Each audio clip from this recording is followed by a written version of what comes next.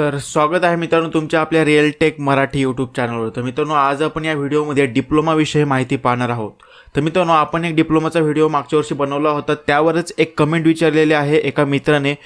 तर मित्रांनो त्याच विषयी आपण इथं माहिती पाहणार आहोत. तर मित्रांनो ही कमेंट आहे त्या मित्राची. तो बोलत आहे की मला पण पॉलिटेक्निक डिप्लोमा करायचा आहे, प्लीज गाईड मी सर.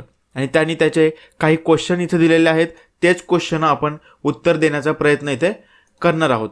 तर मी हे जे क्वेश्चन दिलेले आहेत त्या मित्राने, त्याचे क्वेश्चन मी नोटपॅडमध्ये कॉपी करून घेतो आणि आपण एक एक करून त्याचे जे प्रश्न होते त्याचे इथे आपण उत्तर देण्याचा प्रयत्न करू. तर मित्रांनो इथे पाहू शकता, हा पहिला क्वेश्चन, नंतर दुसरा, हा आहे तिसरा, चौथा, पाचवा आणि सहावा. तर मित्रांनो पहिला प्रश्न आपण पाहूया. जर मी polytechnic diploma in mechanical engineering घेतलं तर कोर्स कोणत्या भाषेत शिकवला जाईल? म्हणजे त्याचा इनडायरेक्टली असा क्वेश्चन आहे की जर तुम्ही डिप्लोमाला ॲडमिशन घेतलं तर तुम्हाला कोणत्या भाषेमध्ये डिप्लोमा करायला मिळेल? तर मित्रांनो ह्या प्रश्नाचं उत्तर असं आहे की मोस्टली डिप्लोमा हा इंग्लिश लँग्वेजमध्येच असतो. जर तुम्ही डिप्लोमाला ॲडमिशन घेत असाल तर तुम्हाला MSBT बोर्ड भेटेल आणि MSBT बोर्डमध्ये सर्व डिप्लोमा कोर्सेस जे असतात ते इंग्लिशमध्येच शिकवले जातात. म्हणजे 10वी नंतर तुम्हाला डायरेक्ट इंग्लिशमध्येच डिप्लोमा करावा लागेल. त्यानंतर आपण दुसरा प्रश्न पाहूया. त्या अगोदर मित्रांनो तुम्हाला विनंती आहे की तुम्ही आपल्या या व्हिडिओला लाईक आणि तर तुमचा काही डिप्लोमा रिलेटेड क्वेश्चन असेल तर खाली कमेंटमध्ये नक्की विचारा. तर मित्रांनो आपण दुसऱ्या क्वेश्चनकडे जाऊ. लाईकसाठी कसल्या प्रकारचे पैसे नसतात मित्रांनो, फक्त तुम्हाला एक लाईक बटन दाबायचं आहे, तर तुम्ही ते नक्की करा. तर दुसरा क्वेश्चन आपण पाहूया की क्वेश्चन दुसरा आहे की पॉलिटेक्निक डिप्लोमा इझी असतो का हार्ड असतो कम्पेअर टू 11-12 सायन्स? तर मित्रांनो मी डिप्लोमा केलेला आहे, डिप्लोमानंतर डिग्री केलेली आहे.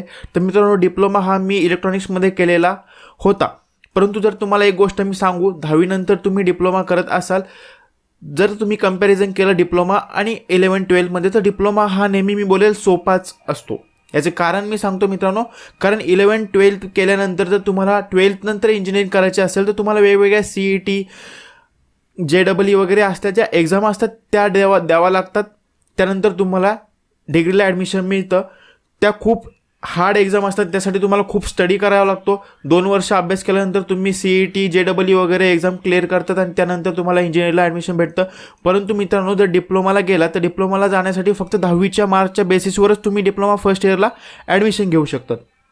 आता त्यामुळे मी बोलेल की डिप्लोमा हा सोपा असतो. परंतु 10वी नंतर जे लोक डिप्लोमाला जातात त्यांना पहिलं वर्ष थोडंसं अवघड जातं, कारण 10वी नंतर लगेच त्यांना इंग्लिशमध्ये डिप्लोमा द्यावा लागतो. सर्व काही इंग्लिश असतं, त्यामुळे काही विद्यार्थ्यांच्या तिथं विषयसुद्धा जातात, त्यांना केट्यासुद्धा लागतात. परंतु केट्या लागणे म्हणजे काही सर्व काही म्हणजे गेलं असं नाही.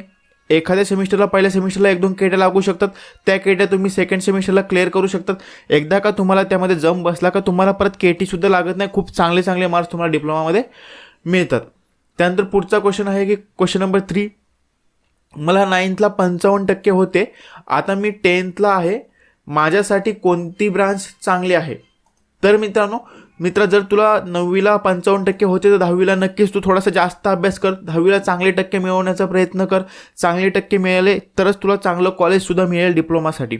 आता कोणतं ब्रांच चांगली असेल हे जर सांगायचं झालं मित्रांनो, तर भारतामध्ये आता सध्या जर डिप्लोमा इंजिनिअरिंग वगैरे ह्या गोष्टींची जर तुम्ही हालत बघितली, म्हणजे जर तुम्ही तिथं अवस्था बघितली, तर सध्या फक्त IT मध्ये खूप चांगले जॉब मिळतील याची मी गॅरंटी तुम्हाला देऊ शकतो.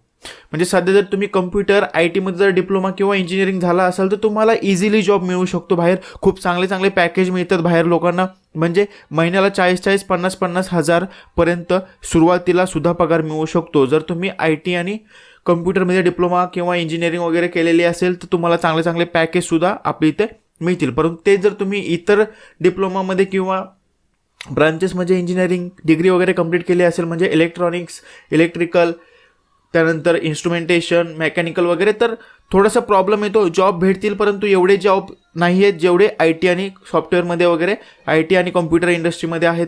त्यामुळे मी तर मोस्टली सजेस्ट करतो लोकांना की तुम्ही IT रिलेटेड, कम्प्युटर रिलेटेड काही जे पण डिप्लोमा डिग्री वगैरे असतील ते तुम्ही करू शकता. परंतु जर तुम्हाला त्यामध्ये इंटरेस्ट नसेल तर तुम्ही दुसरेसुद्धा करू शकता, त्यामध्ये काही प्रॉब्लेम नाही. परंतु मित्रांनो मी सुद्धा इलेक्ट्रॉनिक्समध्ये डिग्री करून मी सुद्धा सॉफ्टवेअर इंडस्ट्रीमध्ये जॉब करतो.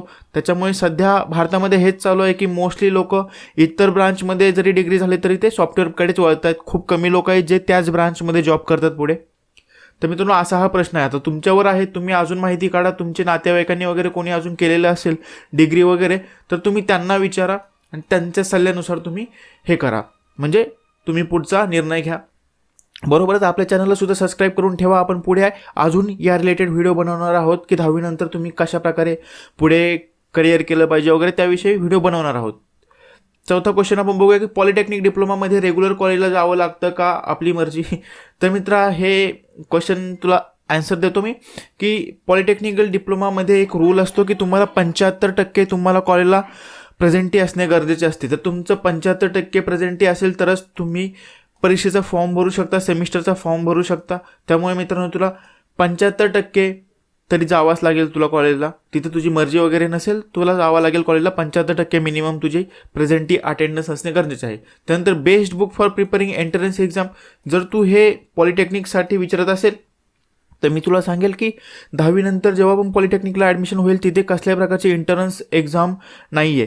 काही कॉलेजला असेल तर असेल, परंतु MSBTचे जे कॉलेज असतात त्यांना एंट्रन्स एक्झाम नाही. तू डायरेक्टली मेरिट लिस्टमध्ये फॉर्म भरू शकतो. त्यानंतर तिथे मेरिटनुसार तुम्हाला कॉलेज भेटेल आणि त्यानंतर तुला डायरेक्ट ॲडमिशन मिळून जाईल. अशा प्रकारे तुझं ॲडमिशन होऊ शकतं. तिथे तुला एंट्रन्स एक्झामची वगैरे गरज नाही. त्यानंतर लास्टचा क्वेश्चन असा आहे की क्वेश्चन नंबर 6, पॉलिटेक्निक डिप्लोमामध्ये मॅथ इम्पॉर्टंट आहे का? मी मॅथमध्ये खूप वीक आहे. तर हो मित्रा, पॉलिटेक्निकलमध्ये मॅथ इम्पॉर्टंट आहे. सर्वात जास्त जर विद्यार्थ्यांचे कोणता विषय जात असेल, म्हणजे ज्या विषयामध्ये ते फेल होत असतील, तर तो आहे मॅथ. पॉलिटेक्निकलमध्ये तुम्हाला 3 मॅथ विषय असतात, म्हणजे मॅथ 1, मॅथ 2, मॅथ 3, म्हणजे पहिले 3 सेमिस्टर हे तुम्हाला मॅथ असतंच. तर त्यामुळे मित्रांनो मॅथ तिथेही थोडंफार लोकांना अवघड जातं. त्यामुळे तुम्ही मॅथचा अभ्यास करा. म्हणजे खूप अवघड असतं असं पण नाही, तुम्ही अभ्यास केल्यानंतर ते सुद्धा निघून जातं. त्यामुळे मित्रांनो एवढं काही घाबरण्याची गरज नाही, मॅथसुद्धा तुम्ही पास होऊन जाता. परंतु एक फॅक्ट आहे की पॉलिटेक्निकलमध्ये सर्वात जास्त विषय हे मॅथमध्येच जातात. आणि एकदा इंजिनिअरिंग डिप्लोमामध्ये आल्यानंतर तुम्ही KTला वगैरे सब्जेक्ट जाण्याला वगैरे घाबरण्याची काही गरज नाही. पुढच्या सेमिस्टरमध्ये तुम्ही ते क्लिअर करू शकतात. फक्त गोल्डन KT नाही आली पाहिजे याचं तुम्ही लक्ष ठेवा. अशा प्रकारे मित्रांनो आपण सर्व क्वेश्चनही पाहिलेले असतील. जर तुम्हाला या व्यतिरिक्त अजून काही क्वेश्चन असतील तर तुम्ही खाली कमेंटमध्ये तुम्ही सविस्तर असे ज्या या मित्राने क्वेश्चन लिहिलेले आहेत ना, तसे तुम्ही खाली कमेंटमध्ये नक्की लिहा. मग आपण तुमच्या क्वेश्चनचे सुद्धा असेच व्हिडिओ बनवून आन्सर नक्की देऊ. तर मित्रांनो अशा प्रकारे आपण हे पाहिलेलं आहे उत्तर ह्या प्रश्नाचे. तुम्हाला हा व्हिडिओ कसा वाटला तुम्ही खाली कमेंट करून नक्की सांगा. चॅनलला सबस्क्राईब करा, बेल आयकॉन प्रेस करा, जेणेकरून तुम्हाला अशीच माहिती यापुढे सुद्धा मिळत राहील.